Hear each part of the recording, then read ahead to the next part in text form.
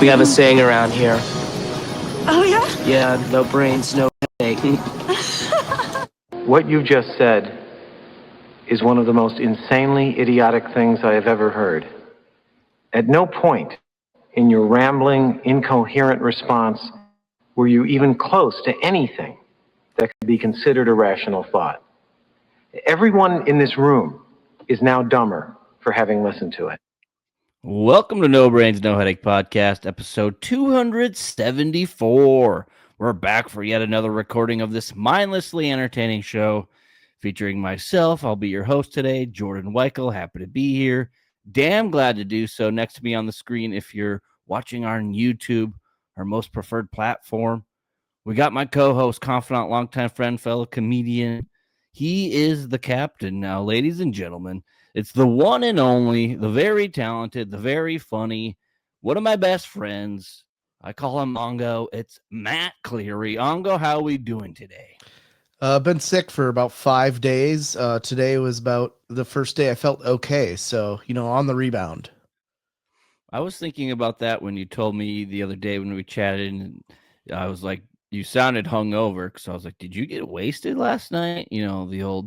The old comedy trick of having a show and just getting violently drunk the night before. And you're like, I'm sick. I've had a cold for a few days. Matt, have we checked into the immune system? I feel like just in the last calendar year, as we round out 2025, you have been sick like a handful of times. I don't know if this is here. I got wood over here. I'm gonna knock on it. That leads me to, if you have a boner, can you knock on your boner instead of wood? I don't see any issue with that. But that would mean that in that moment you would be fully torqued, and it would be kind of awkward given the situation. You're just like in the middle of a work meeting. You're like, knock on wood. There was one time in college that I was like, hey, we got to go to class, to my buddy. And he's like, I can't, I have a boner. He's like, we have to wait till it goes away. And I was like, no, seriously, let's go. He's like, seriously, I have a boner. And then he showed me his boner. Like flesh, or just kind of stood up and showed you the denim? Nope, he showed me pulled his pants down. Is that, are we entering into gay territory, or how do we feel about that? Yep, very gay. And then the follow-up question is, who's the gay one? Is it you or them? I mean, there's two sides of that conversation. We were about to go to our psychology class, and I should have brought it up during that psychology class. Like, what does this mean for both of us? Honestly, I think my personal mental health really started taking a dive when I started studying psychology. It was like junior year of high school. Everything up to that point was pretty solid. I was pretty rock solid right here. Then I took psychology class, started learning about the brain, and I was like, holy shit, this is alarming. Yeah, I remember that class we had to take the AP, and the school that I was going to required that you get a 4 out of 5 for it to count as credit, and all the state schools were like 3 out of 5. And that's what I got. And then I was like, Jordan, what'd you get? You're like, a 1? I don't know. I was like, oh. I was just about to tell that story actually about how we took psychology, and in order to get the college credit for class, it was graded 1, 2, 3, 4, 5. And yes, you are completely correct. The college that I attended, the lovely University of North Dakota, very coveted, only required the 3, 4, or 5 range. And yeah, so I basically just took psychology for like a whole semester or year. I feel like it was a year-long class. It was definitely a year. And just did that just for, I don't know, just to like fill out my schedule, because I got a 1, and that was just fantastic. So well, I remember that teacher we would take a test, and then he would put the answers to the test like up on the wall, and you'd grade your own. So I'd just be like squinting my eyes trying to see the answer on the wall, and I was like, that kind of looks like a C, and I'm like, okay, go with that. Or And you could grade your own papers, and I'm not a good person, so I'm pretty sure if I didn't really know one, I would just leave it blank and then fill it in when it came to the grading part. there were times where I didn't do a single thing on the test, and then I was up there like, yep. Turns out I got 8 out of 10. Yeah, I You feel always like got to get a couple wrong. we could even just start the show talking about like cheating on tests in school, kind of like a lost art form. Do you remember this? This is a throwback for you, and this is housekeeping, the first part of the show where Matt and I just got to talk about random shit before we really get into the meat of it. But yeah, really throwing it back all the way to 2006, 2007, seventh grade science class. We had a particular teacher who would give you, like, let's say the period was 50 minutes, right? And you had a test that day. There would be like a little 5-minute or 2-minute or whatever it was session where he would like let you grab your notes and use them for the test. It was a very, like, you had to be quick. Like if you were clueless, you were screwed because you just didn't have enough time to like go through the whole test.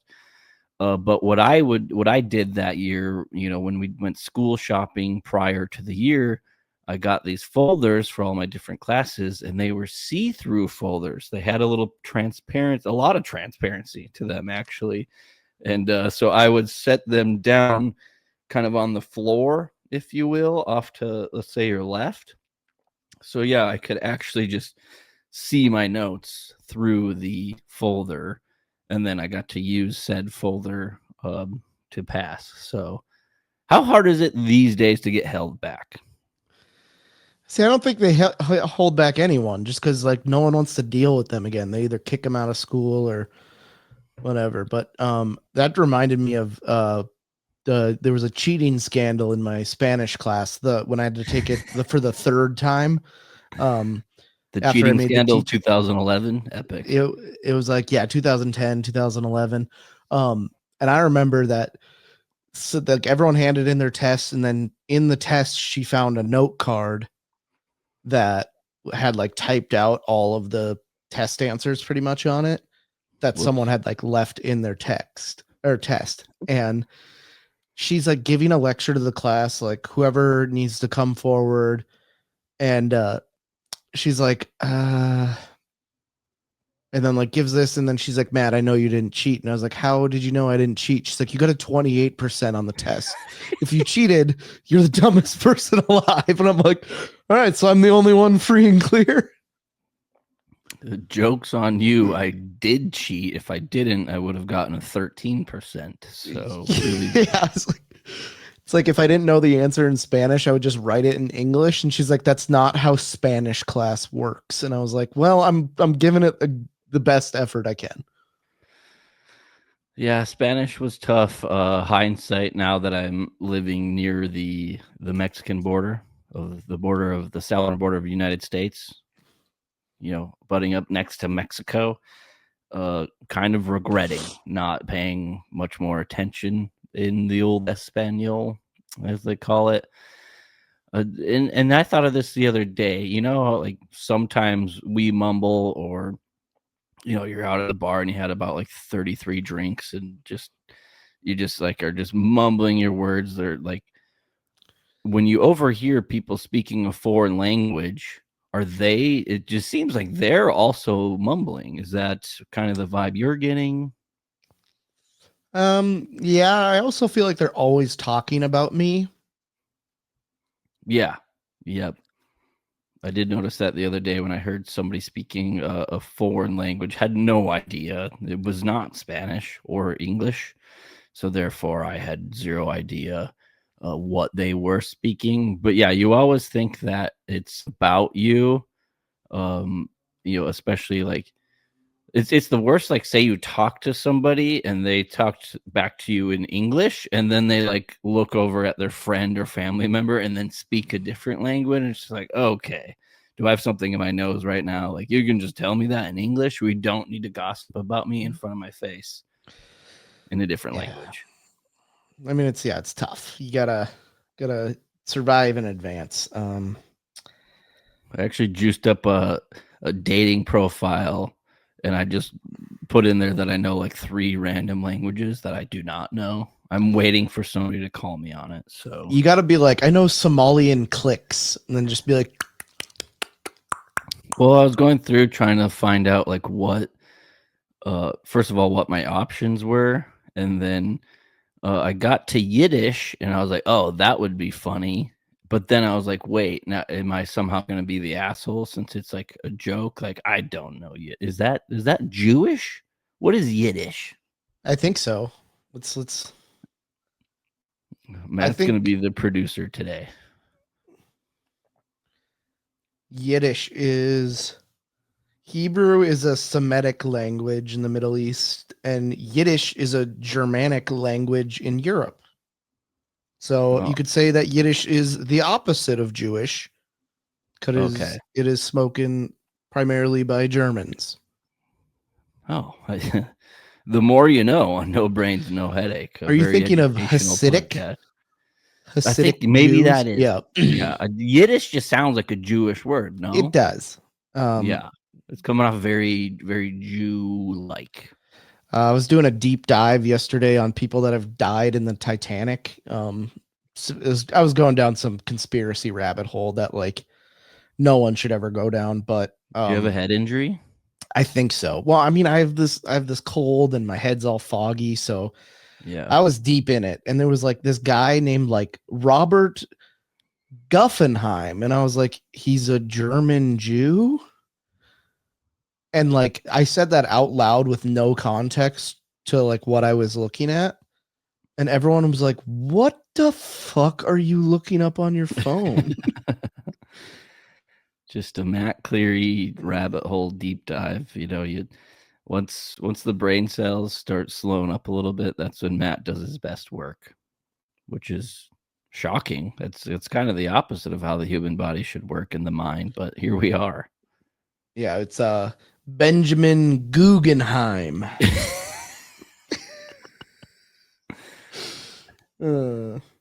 Like he's a wealthy member of the Guggenheim family. Like in Beer Fest when he's like, honey, let's go look at the Glockenspiels. And she's like, I've already seen the Glockenspiels. I don't want to look at the goddamn Glockenspiels. Yeah, you know it's tough when on your Wikipedia page you have a just a whole line item that just says Titanic. Oh man, that gets rough. But what else do we have for housekeeping here for episode 274, Matt? It is the changing of the seasons here. Today was like 55 degrees. Right about now it's going to start raining, and then overnight that turns into snow. And terrific. Everyone around like banks, like everything is like, take your laptop home, you might get stuck at home. And like, I know everyone's going to not be able to drive tomorrow. And it's like, I hate it that it happens in North Dakota because we get this every year, and every year it's the same exact thing. No one knows how to drive. It usually takes the locals of the upper Midwest, and I guess other areas that experience snow on a more regular basis during the winter months. You know, they know how to drive in snow, but it's been, you know, about 6, 7, 8 months perhaps since there has been snow on the ground and on the roadways. So it's a little bit of a learning curve, and it's just shocking like how bad like people get. And I mean, I will admit, from, you know, when I was still living in the North Dakota, that, you know, that first snowfall where the roads get a little slick, it usually took me like, it just took me one instance where I'd be like bombing down a hill, coming up on like a red light, and you press on the brakes and you start sliding, and you're like, okay, really need to just dial it in and figure it out right now. But yeah, it is just shocking like how bad of drivers that people who should be used to it, they just aren't. They forgot. It's like muscle memory though. It's kind of like riding a bike. It's gonna come back to them. It's just gonna take like a 4-car pile up for them to learn. It's gonna take some fatalities. There was a lady right outside my office last week that just got absolutely annihilated by a truck. they had to like take her away in 2 ambulances because they had to like split her body in Her half. body was in 2. Yeah, it's like you take her legs, we'll take her arms. But the guy that I was like, hey, some girl got hit by a truck. I was like, Matt, are you gonna go out there and help him? I'm like, no, but I'm gonna go watch because what else am I gonna do? Work. And I get out there and this guy's just like scream crying that his life's over. And I was like, well, it very well like might be. But for like 15 minutes. And I was like, this is kind of just sad now. And then I like go away and I come back and they just let the guy drive away. And I was like, okay, obviously the girl wasn't hurt that bad if they're letting this guy go. Yeah, obviously he's not just like coming from the bar. Yeah, I mean it was like a Wednesday morning, so maybe. But there was another time that there's a light that's right by my office. They got rid of the traffic lights. There wasn't like any walk symbols anymore. And on the first day they got rid of them, some old dude just gets hit by a truck and flies like 15 feet, like the old bonk, bonk, bonk. And I'm walking to get lunch and I was like, oh shit, there's like an ambulance there and everything. And he's like, has a neck brace on. And I was like, oh, they already got the neck brace on him. And then someone's like, no, he was wearing that when he got hit by the truck. Yeah, those situations are always interesting where it's just like it's such a rare thing to experience, and you never know exactly what to do because it's like, wait, do I have to be the one to call 911 or like maybe we all need to carry around like bright orange flags or something just in case that situation happens and you look around and like somebody's holding the orange flag and it's like, oh, okay, they already called 911, therefore I don't have to. Or I was thinking about this down here in the Phoenix area. Like, what if something did happen and I was the first on scene and I'm like, I have no idea where we are right now. They're like, what street are you at? It's like, there's a Baskin Robbins. No, that's a CVS pharmacy in the distance. It's like, okay, there's 1,400 CVS pharmacies in the area. I'm in the parking lot of a Dave and Buster's. Which is so true. But yeah, we Phoenix just recorded the wettest fall in a very long time. Perhaps so it's like a half inch of rain. Well, it's funny that you say that because it like this last 2 weeks has been raining a lot. Like, I was at work the other day, so I was indoors for several hours on end, and the only way I knew it was raining is people came in and were just drenched. I was like, either the aquarium at the entrance exploded or it's raining outside. Honestly, I would be hoping for the aquarium because that'd be hilarious. Yeah, that would be awesome. But no, you're right. It is the changing of the seasons, and I'm also realizing that like I think it's the angle and the location of the sun, because even today, I mean, I had the day off, needed to regroup after just a long weekend of work, not of partying, which is usually, how we operate here on No Brains, No Headache. So I just kind of had a pretty relaxed day. Didn't really step foot outside until like, okay, let me back up. I'm all over the place right now. And excuse me, appreciate our loyal listeners out there sticking with us for this just dynamite production that Matt and I have been putting on for the better half of a decade now. So I woke up and I did go get I did the coffee and then hot tub at about 9:30 this morning. It was perfect because the morning temps are low enough where the hot tub is just steaming, and the contrast of the air temperature and then the water temperature is it's fantastic. So yeah, I did step outside pretty early, and I thought, okay, the circadian rhythm is going to get going. And then a little bit later, I went out for lunch, and I was like, fuck, is the sun already setting? And so I think it doesn't really matter what climate you're in. It's the angle of the sun.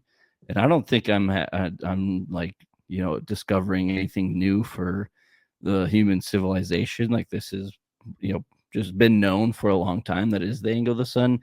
So I came up with a theory that the only cure for seasonal depression is going to the southern hemisphere. So Am I understanding that correctly?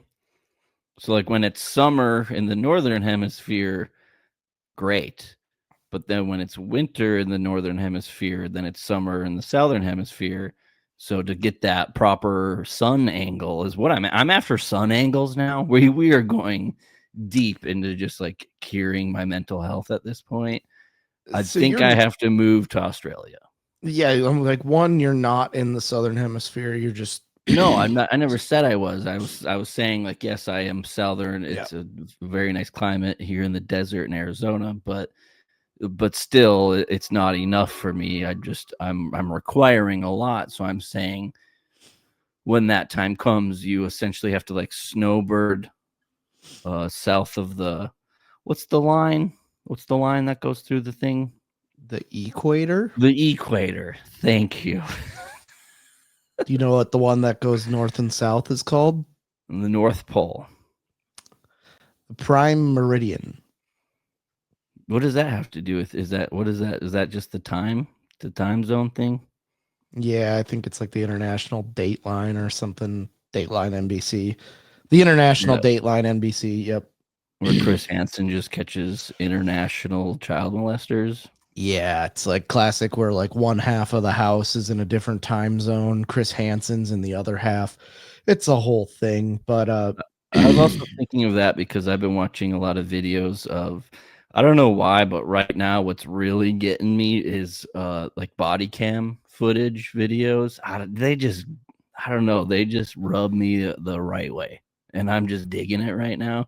So I've been watching a lot of traffic stops and a lot of arrests being made, and it's fantastic. I'm enjoying pretty much every second of it. Like, I'll get a text from Matt, but I'll be 2 minutes into a 20-minute traffic stop video. It's like, well, I hope whatever he texts me can wait another 18 minutes because I'm locked in on this traffic arrest. But it's funny when, let's just say there's like a thief, somebody is stealing from a store in public, and then they catch the guy, and it's always somebody of I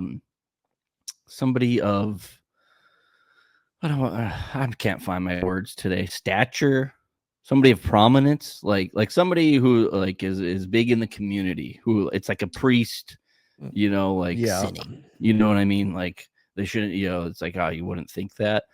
So like, yeah, it's like somebody stealing, say it's like the general manager of the place or whatever, and they're stealing, and so you don't think like, oh, they probably shouldn't be doing that. They've been with this company for 20 years. Like, why are they stealing?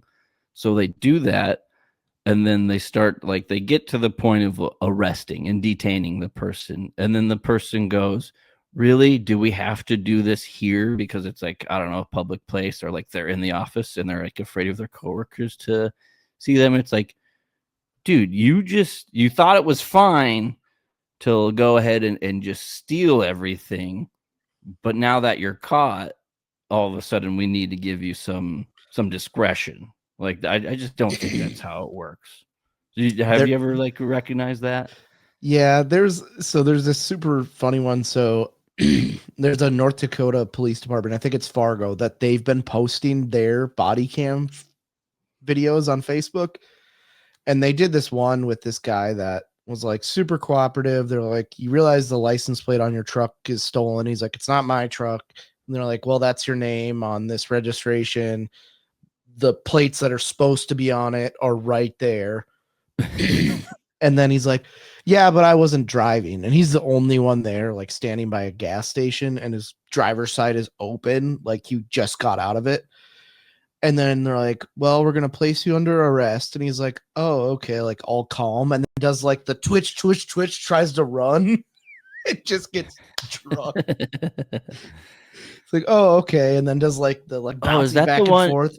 Is that the one? Are they in a front yard and like a cop sees him, and then he just he just hits the gap and then absolutely rocks his world, or is that a No, different one? I know the one you're talking about where he like hits the house and you're like, Yeah, he well, hits the now they side of don't the have to house. arrest the guy because he's dead. And then they arrest the guy, and then you can tell there's another police officer who is just, I don't know, a real Boy Scout or like new on the force. Because the dude is walking him out, and another dude puts his knucks out to the guy who tackled them, and the guy who tackled him was like, okay, whatever. Like, it's like, dude, couldn't you wait until like after your shift back at the station and be like, dude, you should go try out for middle linebacker for the Tennessee Titans because they'll probably sign you at this point.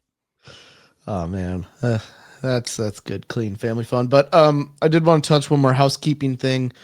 So I was at Small Town Bar. You've been to it before in Wilton, North Dakota, and I look for certain things when I go into a small town bar. I want to see deer antlers. Yeah. I want to see an old fridge that they just keep fixing. They're not going to get a new one. Yep. I want to see no taps, which might be weird, but I don't want any tap beer. There are certain bars that I go into, and depending on the situation and the cleanliness, yeah, it's like, oh, do you want that a tap or a bottle? It's like, give me the bottle and actually open it in front of me. Like, wait to open it until you get over here. And like a ton of softball trophies, and then I want to see something darts. Yeah, I want to see something that is like a very large object that like they clearly don't use anymore, but they just have never moved. Like in this Are you referring to the piano? Yes, I'm talking about the piano that just like is holding softball trophies at this point. Like that's never played. But then I go to my Taj Mahal. I need to look at the bathroom. And I've been in some doozies. Probably my top favorite one was this one. Instead of urinals, they took sinks and cut them down and then just put the sinks on the ground, and that's what you pissed in. Interesting. But this one, clearly a bathroom that was a one-person bathroom. It was toilet, sink, like pretty small. And they're like, you know what? We're going to make this a two-person bathroom.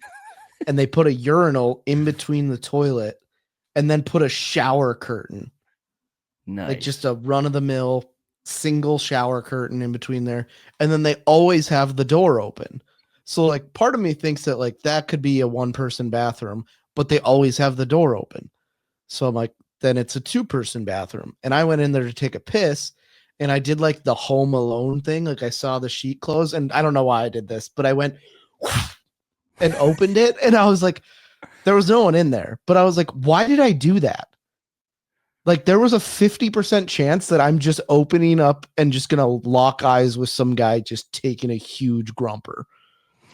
Well, I think as humans, we just like when we're in unfamiliar bathrooms that have a shower curtain there, you have to check. Because, yeah, I was in a similar situation where I was at a friend's house that I had never been to before, and I was using the restroom, and there was a shower curtain next to me. And I was like, there's no reason somebody would be just hiding in the bathtub, like waiting to murder me. But there's a 99.9% chance that's not going to happen. But I'm not risking that point. That 0.1% chance.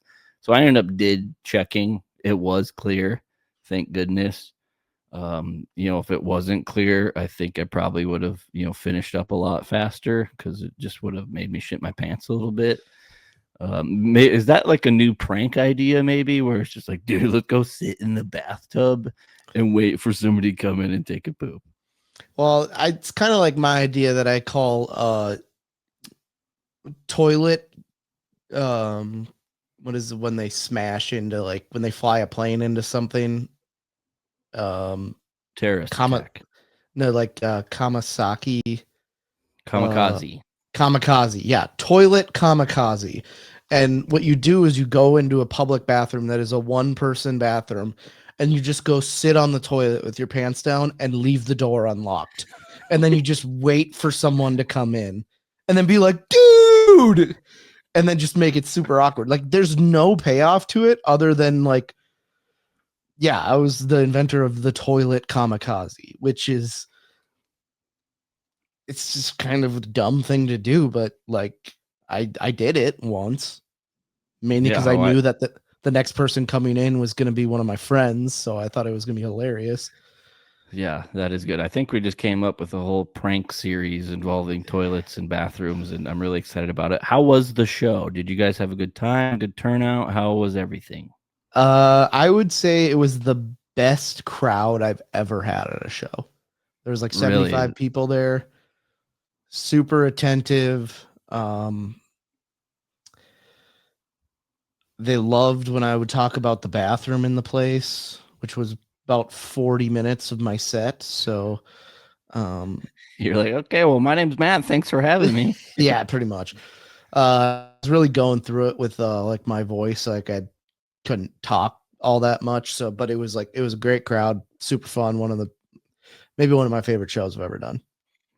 Awesome. Well, good. I'm glad that it worked out for you guys. I'm glad I could help facilitate a show for you. For me personally, I was like, this is awesome.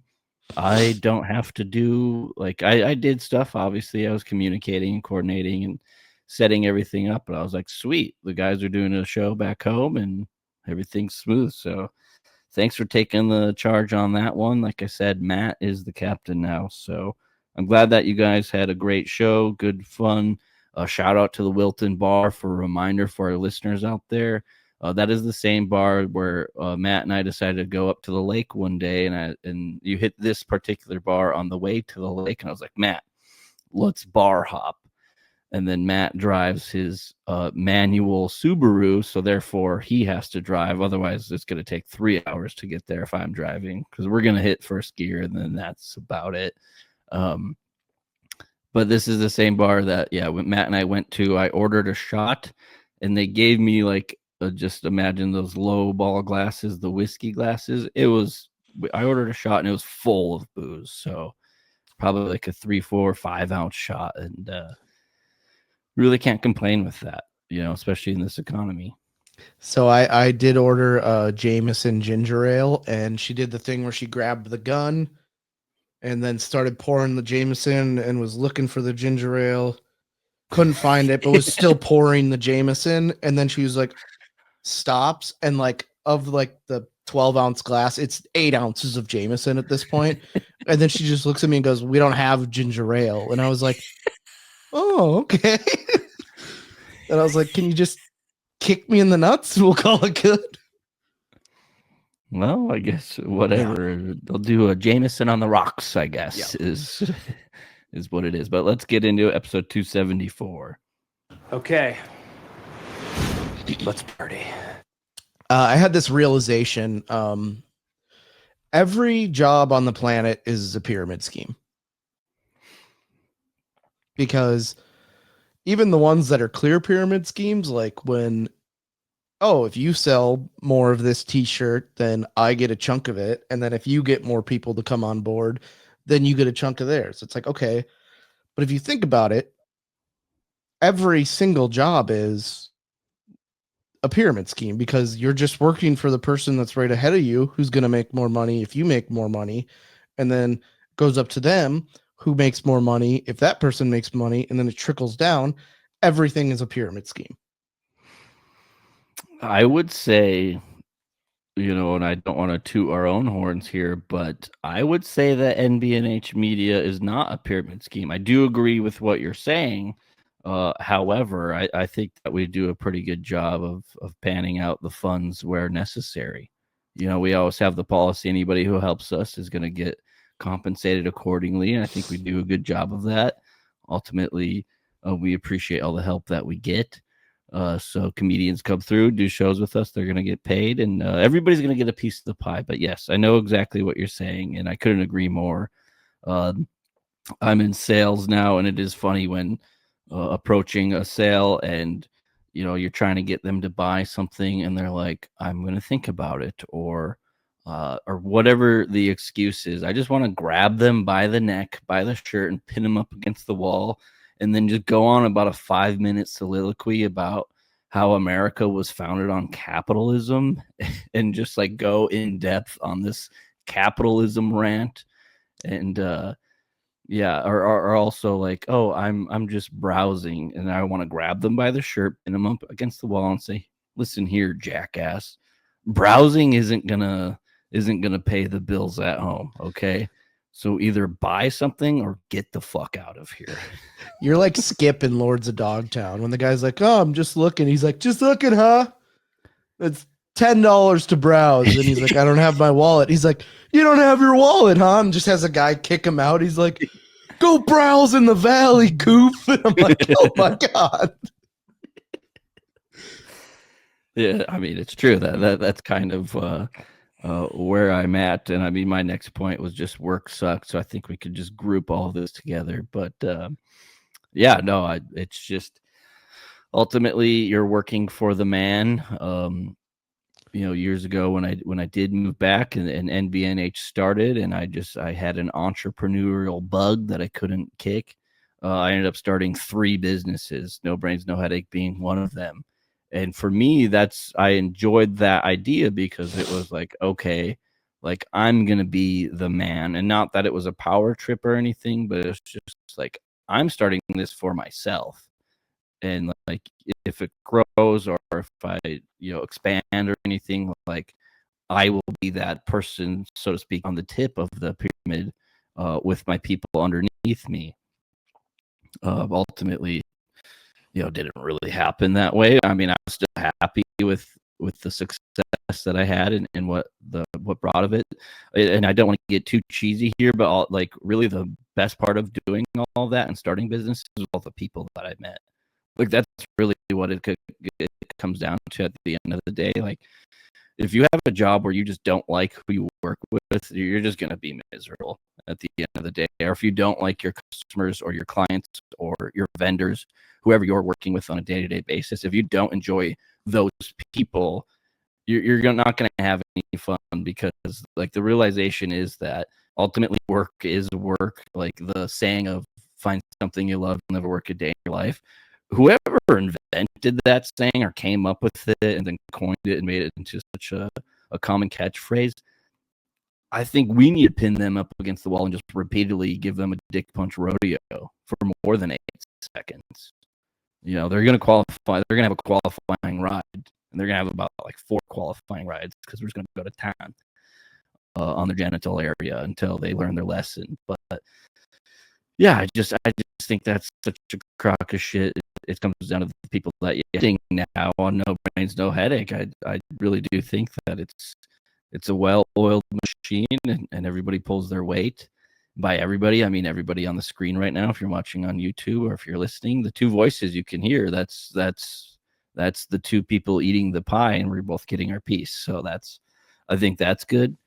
But yeah, work sucks. I did have quite a funny excuse that I experienced the other day, or actually just right before we started recording. I read it. Somebody was trying to have another person just kind of cover for them as we approach Thanksgiving week. We are recording on Monday, November 24th in the year of our Lord 2025. And the excuse was, hey, can somebody fill in for me? My great grandma is planning to fly in as a surprise. And I never responded. By the time I even read the message, other responses were already given, and the pretty much the situation took care of themselves. But I was very tempted to message back and say, wow, hell of a surprise if you know about it already. Like, what a terrible excuse. Come up with something better. I have diarrhea. Hey, man, I'll probably cover it for you. T's and P's. We got you here. Yeah.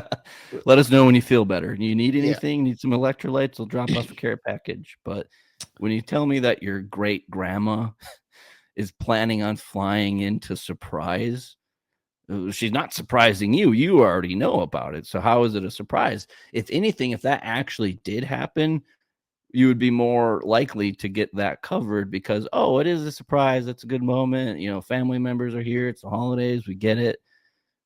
But you can't come in saying that there is a surprise. Therefore, there is no surprise.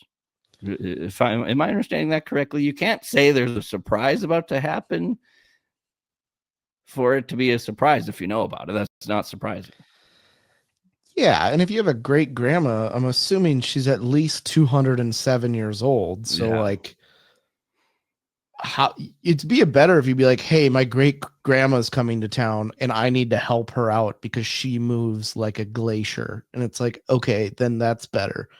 Not a surprise great grandma. That's like almost as bad as, why were you late for work? Oh, I opened my fridge and a bunch of stuff fell out.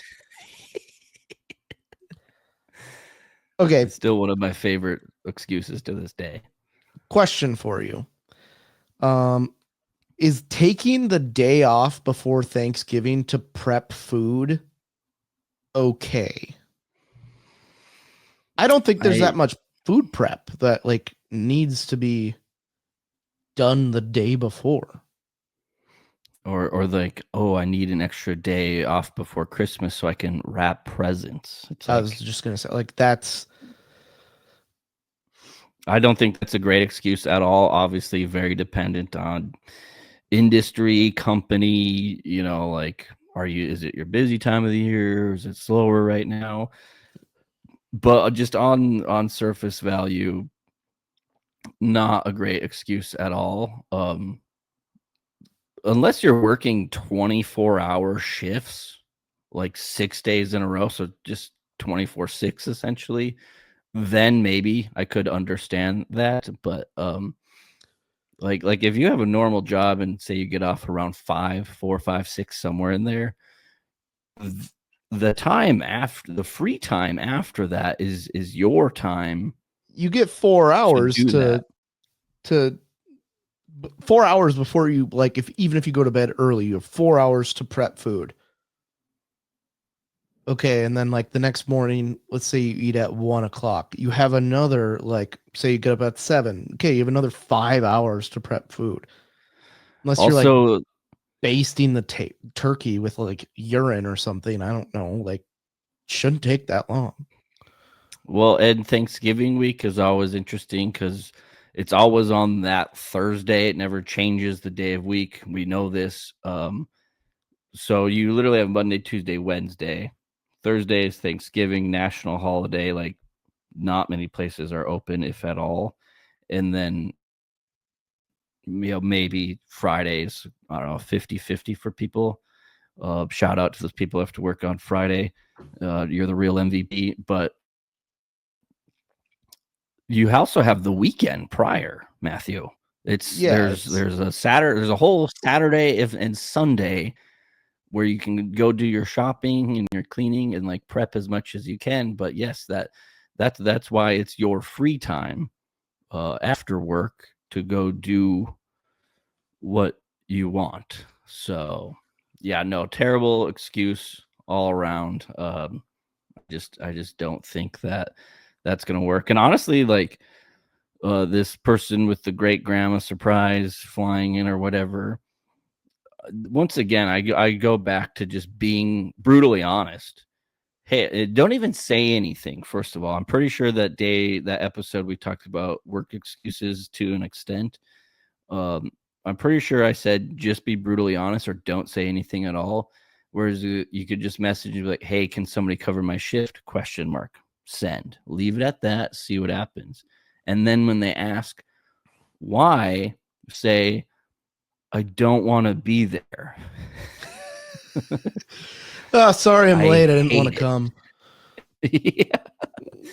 That's And my like favorite one. ultimately, well, I've had jobs in the past where like say I was just running a couple minutes late or something and clock in, and like ultimately whoever's running payroll or like reviewing those hours, they'll see it then, but hindsight is 2020. After the fact, it's worn off. So I've ran a few minutes late to a job before, got there, like clocked in, got ready to go, didn't see my boss immediately, but at a certain point, have that run in with the boss, and then I would go, "Hey, sorry, I was running a few minutes late today," and they go, "Oh, I didn't even know that." And it's like, God damn it. Like, why did I say anything at all? Should have just kept my little whore mouth shut.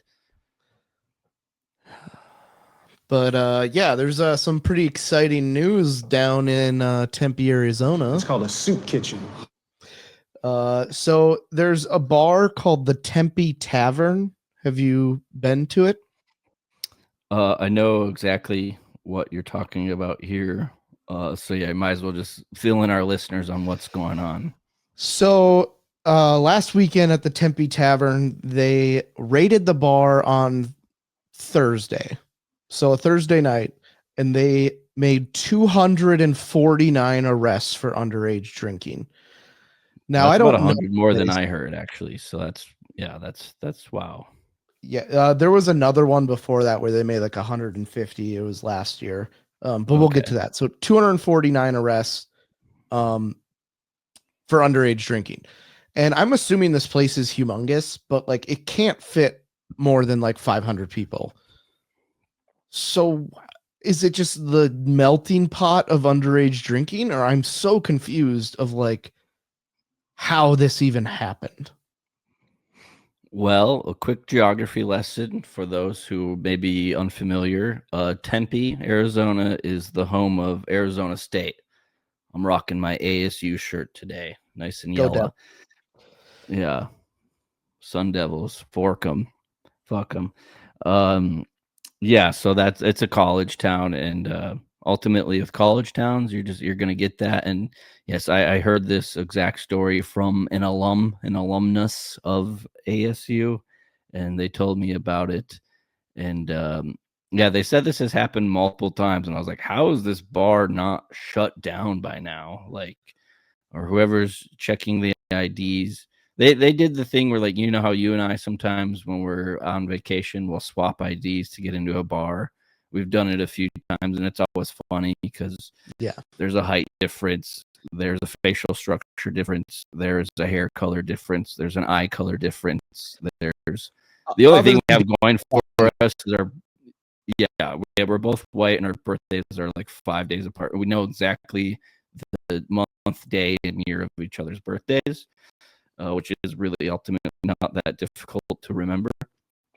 But I was just curious. I was like, how does this bar not close down by now? It's just it's kind of a doozy to think about. well, last time it happened, there was 165 kids arrested, and to make up for their losses, they sold T-shirts that said hashtag Tavern Strong, and then on the back it said our 9/11. It's kind of funny. I mean, like, that is a little bit funny. Okay. On the post, they posted the T-shirts for sale. They said they hit the second tower, 2 exclamation points, hashtag Tavern Strong. Matt, are you running Now a I'm social media account for them? There's a for lot a of good 9/11 9/11 joke. But on the tail ends of you having 165 kids that were arrested in your bar for underage drinking, let's give it maybe a couple months before you do it. Instead of the day after trying to make money, Yeah, instead then of putting lawyering, our 9/11. yeah, instead of lawyering up, they were on sticker deal ordering 400 T-shirts to sell. It's just like, dude, instead of Googling T-shirt design, you should Google lawyers. Oh, we'll just blame the employees, and you like fire the blind guy they had at the door. That they were just handing him like Blockbuster frequent membership cards, and he was just like, "Yep, you're good." But yeah, It's like doing drugs and you know you're gonna get drug tested. yes, it's like, let's see if they detect it. Let's see how good their drug testing is. or it's like dollar. He said they wouldn't show up on a drug test, and then you just get hauled away to jail the next scene. But yeah, that's all I have. Tempe, Arizona, the melting pot, the Garden of Eden for underage drinking, apparently. Well, then when I was told that story from the person more familiar with the area and the bar in question, I was like, wait, so because I still am like getting used to all the different state laws of what can happen or doesn't happen. It's a lot different. I mean, when you tell a degenerate gambler not from North Dakota that we have blackjack like in the corner of every bar. You can just go up and play as long as you're of age. Obviously, is like a huge stipulation. But yeah, you can just walk up if you got money. You can play blackjack all night if you want. Just don't be rude to the dealers and just have a good time. As long as you keep pulling out $100 bills, they're going to keep letting you play. When you tell a degenerate gambler that, not from North Dakota, I mean, they practically come in pants. So it's just crazy. But I was wondering, I was like, wait, like, is the law here that you can have underage people like up to a certain time of the day? And this person was like, no, you like nobody's allowed in this place. Like, you have to be 21. So I was like, okay, maybe there was that thing. I have been to a place down here, but it was during the week, and yeah, you had like everybody showing their ID to get in the bar. It doesn't matter what. But then that particular night, they had an event going on, and you would get a wristband. The 21 plus was like a very sparkly, like shiny wristband, and then the under 21 was just red or whatever. So just like a clear indicator of maybe trying to cut back on the underage drinking. I mean, hey, I did it. I did a lot. Okay, I mean, do whatever you want to do, make decisions for yourself, but ultimately know there's going to be some consequences. And if and when you do get in trouble, don't start a merchandise company on the side to make up your losses and then go all in on the 9/11 references. Like, just imagine the World Series of Poker.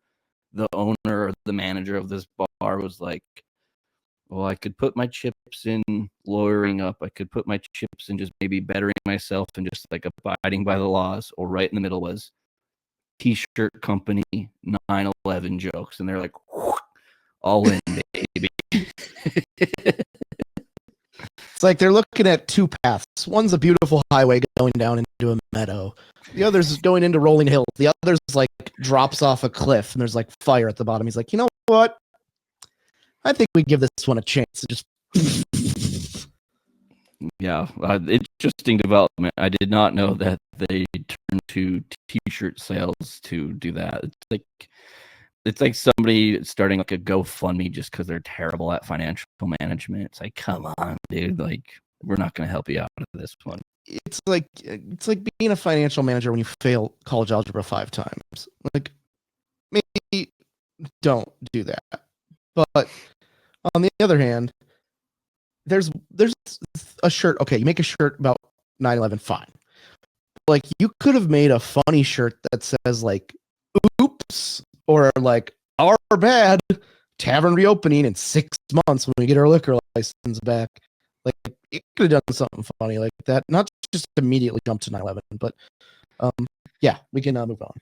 Yeah, I don't have any clue how underage drinking in Tempe, Arizona has to do with the people. The funny part about that is, Matt, the irony here is all the people who got in trouble weren't even born for 9/11. It makes I'm no just getting sense. that now. That's what I meant. Like, together. It's like when I got in trouble and I'd be like, this is my Civil War. It's like, no. Well, let's keep it moving. Episode 274. Oh, man, we've had a great episode so far. I love it because I looked at my podcast notes prior to recording. Once again, had absolutely nothing. Here we are. We're pushing 54 minutes strong. And we just want to say thank you to all of our listeners out there for being with us. We love you, ladies and gents out there listening to the show. And hope we provide a little relief to your weeks as you enjoy us in your ear or on your television or whatever device you may be watching on YouTube. Go check us out. Subscribe. Tell your friends about it. Comment. Make fun of Matt. We would ask giving to everybody out there. We're getting to that time of the year. It's holiday season, kind of kicking off in full swing here. And this will actually be my first Thanksgiving not at home. So it's really hitting hard for me this year of just not being able to be around family and friends. But it's going to be okay. Don't worry. I'm fine.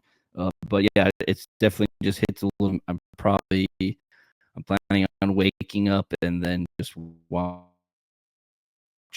the Detroit Lions game on my couch It's actually any other real day of the year that you would have off from work.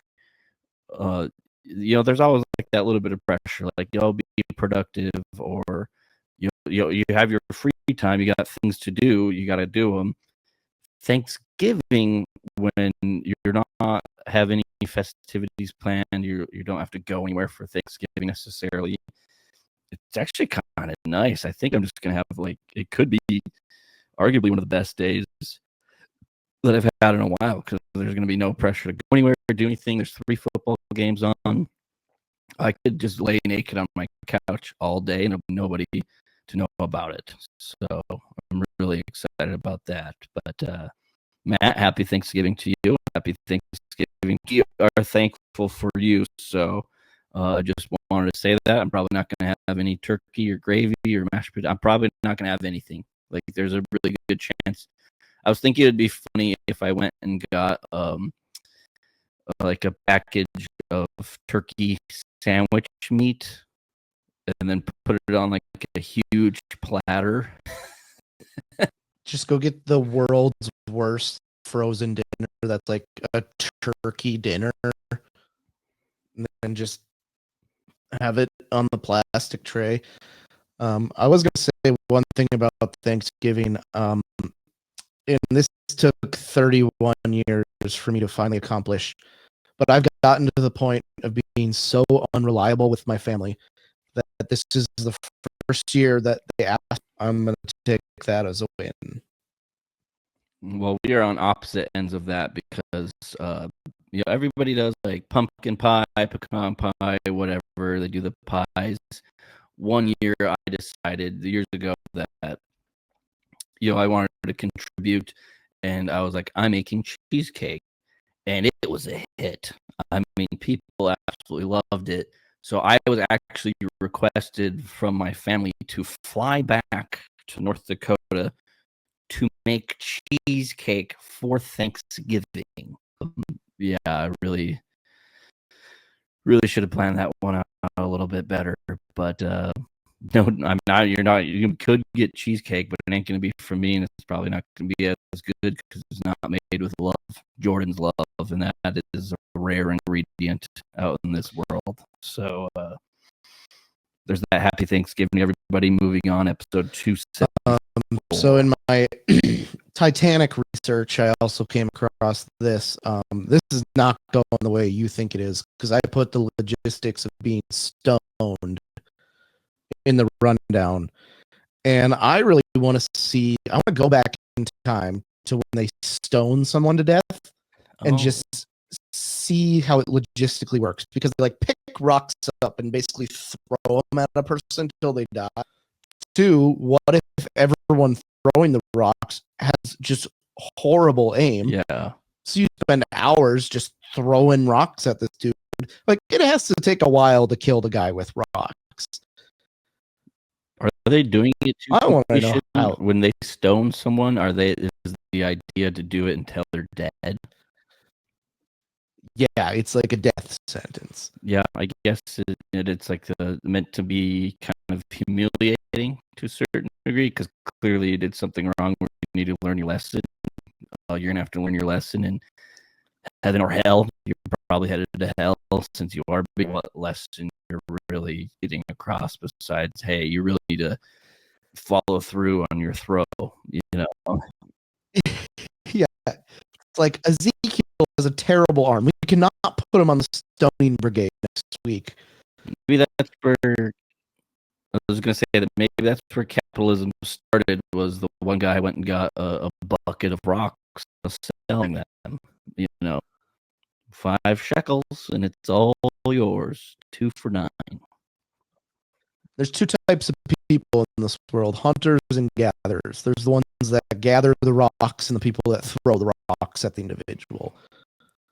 Yeah, that's just interesting. And then, yeah, is there like entertainment breaks? Like, in basketball games, football games, they have like halftime shows, or in between breaks, they like bring fans down to do like the wheelbarrow crawl with their friend, or they put them in some gigantic mascot costume and make them race or something. Do you think there was intermission breaks and entertainment at the stoning, or how do we feel on that? Judging from the pictures I'm seeing when I looked up how people got stoned to death, they put them in a ring, and then everyone around just starts picking up rocks and throwing them at them. There are people watching. Wait, can they dodge the rocks? Or they tied to Laying there. something? I'm assuming they get the tar beat out of them before this. But at one point they switched it because they just had they were like, okay, you're gonna get stoned to death, but we're just gonna find huge stones and put them on top of you until you get crushed to death.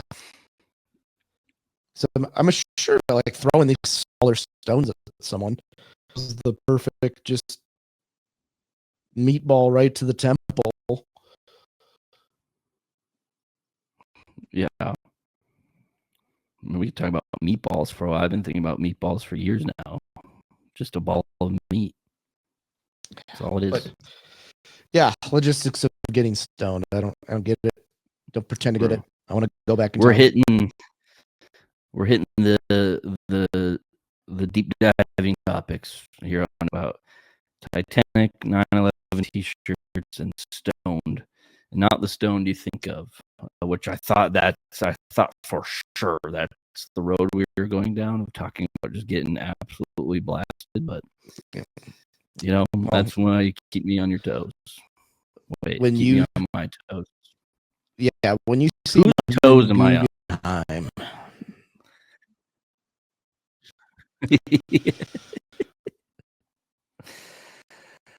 Well, Matt, I had to work on Sunday, so I was not able to watch the Vikings versus Packers game. And it was the first time in a while where I was thankful that I didn't have to watch the goddamn game. I kept on getting updates on my phone. I kept refreshing, waiting for the touchdown to happen. The Vikings did not score a touchdown. J.J. McCarthy threw for 98 yards, 2 interceptions. I have yet to watch a single highlight from the game because I don't really care to. And they fall to 4-7 on the season. Happy that the Minnesota Vikings, no matter their record, are still relevant enough to be in headlines. But it wasn't good today. There was a lot of different headlines talking about how J.J. McCarthy just is not the answer. I would say maybe still a little bit of patience, but I was also hearing a lot of sports analysts referring to a bad quarterback being on a win now roster because I feel like the rest of the roster is pretty solid, but I mean, it's a team game. It's going to come down to everybody when you have the most important position in all of sports not doing their job very well. It's not great. So the Vikings are officially on rebuilding terms. I know rebuilding in sports is a very strong term to use. But it's just not happening. It's J.J. McCarthy just is not very good, apparently, is what I'm hearing. Like I said, I have not watched the all 22, broken down the game at all. I don't want to. I don't plan to. So there's that. I'm gonna look at the stat line, which I did. And when you don't break 98 yards and throw 2 field goals, and I know they kicked a field goal like early in the game, perhaps on their first or second drives. There's quite a drought of scoring there, which isn't great. But I know my Vikings. I know how this works. They're 4-7 now. There's a 17-game season now, something to consider when thinking of what the overall record will be. The Vikings will not get in the top 10 draft for next year. They will also not be on the back end. Let me shoot you this question. You have the 13th pick in the draft. God. It's like the worst opportunity to give. Yeah, and the opportunity to give up that 13 and maybe a 1 1-2 next year to move up to like number 1 or 2. Well, it is still early, but I was having this conversation last night with a fellow Viking quarterback class coming up. Isn't that great? Yeah, it's Diego Mendoza. Don't trust a quarterback named Diego, and that is not a racist comment at all. It's just facts. I don't trust him Diego. mainly because he just plays for a really good coach, and he's like a. Who does he play for? Indiana. I don't know who that is. Or maybe it's Fernando Mendoza and Diego Pavia. Yeah, it's a fucking terrible class. I will say, I bet on Jeremiah Love to win a Heisman in a drunken stupor, and he was at fourth plus 4,000. No, plus 500, number 2 odds to win it. This guy's an animal. Check out the. Sorry, I just was gonna say I did check out the Notre Dame kind of game summary and went through that box score, and I did see. Didn't they score 3 times before even touching the ball or something like that? Yeah, detector or something, and so I was late getting home to watch the game, and my Notre Dame watching. I am by myself in the basement, and I just don't watch them with anyone. I never will, never have. I don't find enjoyment in it. I get too stressed, so I'm 6 or 7 minutes late getting home, and then I go eat something, and then I come downstairs and I look, and it's 21-0, and I was like, it's 4 minutes into the game. I'm like, what's happening? And I look up the box score and I see that we have no offensive plays. And I was like, how is this humanly possible? And they went pick 6, block punt for a touchdown, pick 6. And then at one point they had run 5 offensive plays and we're up 35-0. So Jeremiah Love averaged like 21 yards a carry or something. Yep. And I think, like, if you look back at the last running back to win it, Derrick Henry had like 28 touchdowns. Jeremiah Love has 17, doesn't have the yards that Derrick Henry has, but Derrick Henry had essentially 0 receiving yards, got the ball way more. Jeremiah Love's pretty much a 60-40 split with Jadarian Price, who has 10 touchdowns, and then there's another running back with 3. Derrick Henry scored 28 touchdowns. The rest of the running backs on Alabama that year had 2. Okay. Jeremiah Love also has 3 receiving touchdowns with like 300 and some yards. So I think there is a possibility, especially with no like outstanding quarterback other than like Julian Sayin and numbnuts from Indiana. I got high hopes. Like, this could pay off pretty big in the long run. I could be looking at a hefty payment of $6,000. And I'm trying to look ahead. Notre Dame plays Stanford this next week. They're a 32.5 point favorite, assuming that they pull out the victory there. They don't have any sort of conference championship, so Notre Dame will more than likely go to the playoff. I think your boy Love needs to have multiple touchdowns every game going out.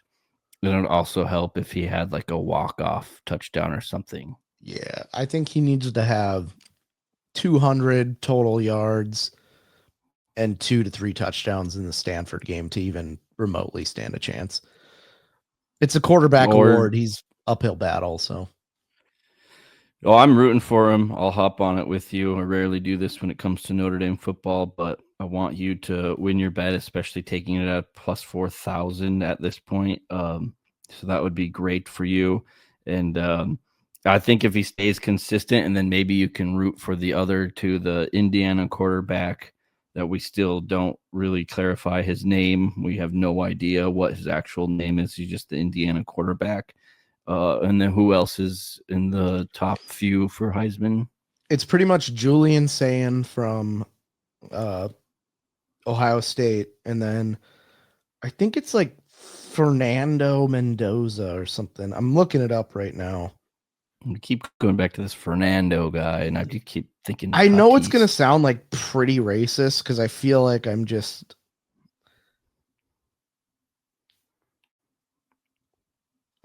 I'm just saying like a very generic Mexican name. It's We're Fernando gonna find out. Mendoza. Okay, yeah, you nailed it. And his brother Alberto Mendoza is also on the team. Don't know if they're related, but I just jumped to that conclusion too. But we can get out of here. Well, I was just gonna say quick, Matt.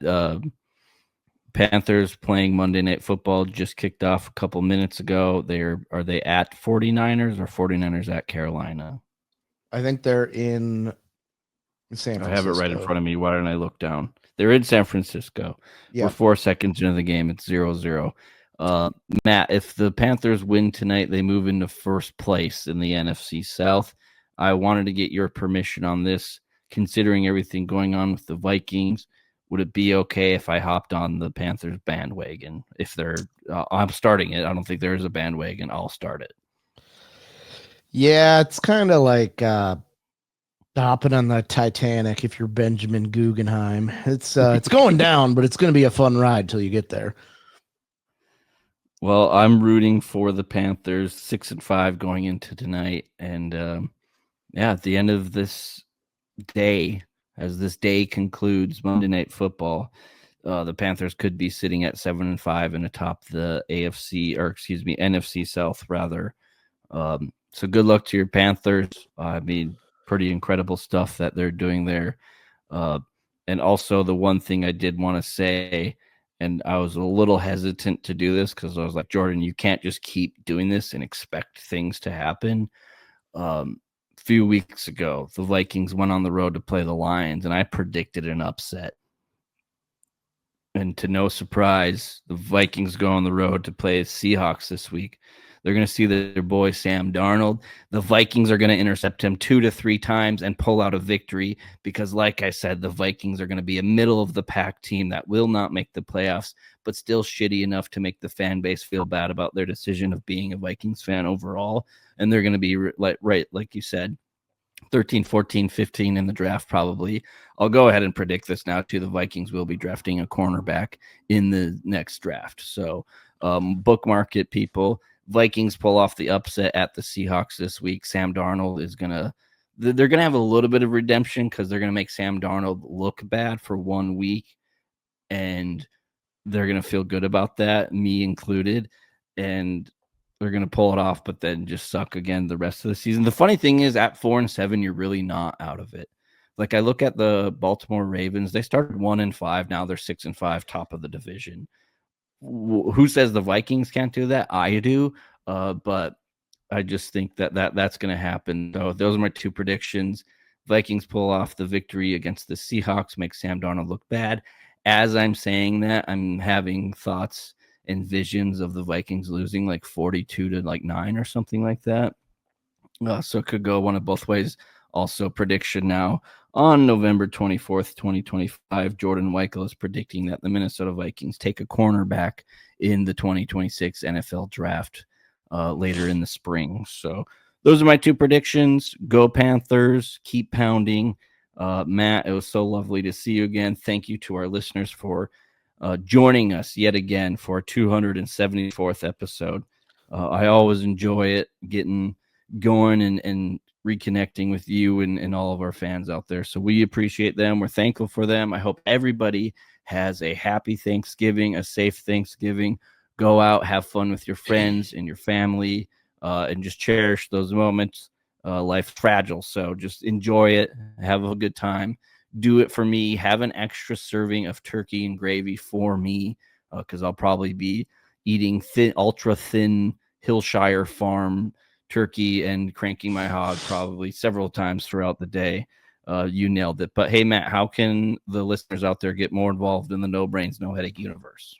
Yeah, so when this inevitably happens that the Seahawks blow out the Vikings and Sam Darnold throws for 400 yards, I'm going to splice in Jordan saying that with Sam Darnold highlights.